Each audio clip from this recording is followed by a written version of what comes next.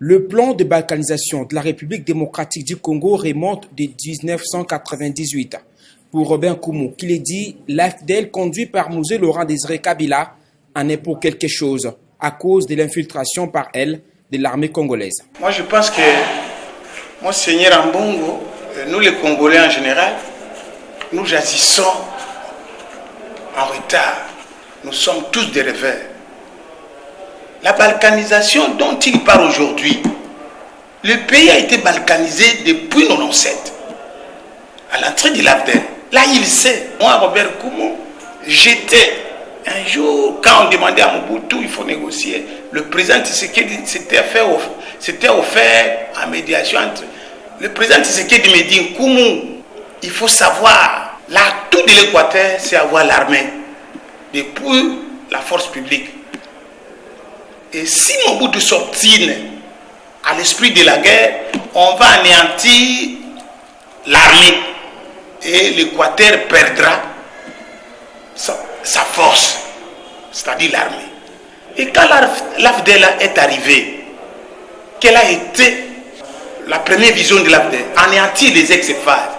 Ils sont allés à Kitona. Là, on a décimé les ex-FAD par empoisonnement. Ils sont morts en cascade. Et Monseigneur Ambongo, en 2008, si je me trompe, en 2012, il est président de la CENCO. Les groupes armés ont pris en otage les abbés, de prêtres de Butembo Béni. Jusqu'aujourd'hui, je ne sais pas s'ils sont retrouvés. C'est aujourd'hui que Ambongo comprend les pays balkanisés. Ça, c'est une distraction. Kabila, j'ai dit l'AFDEL. Kabila est le produit de l'AFDEL.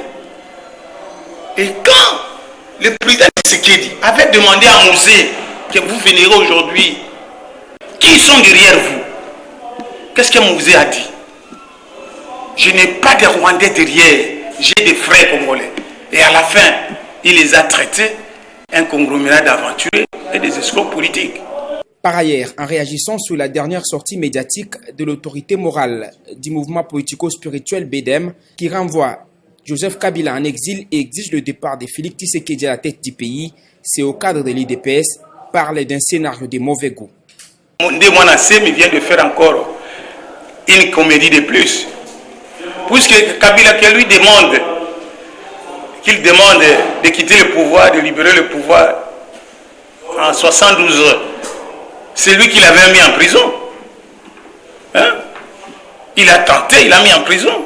Et Tshisekedi qui lui demande de quitter. Et quand il était en cavale, après l'accession, la prestation de serment de président Tshisekedi, il est venu, il a remercié Tshisekedi. Alors ça, ce sont des comédies. Alors,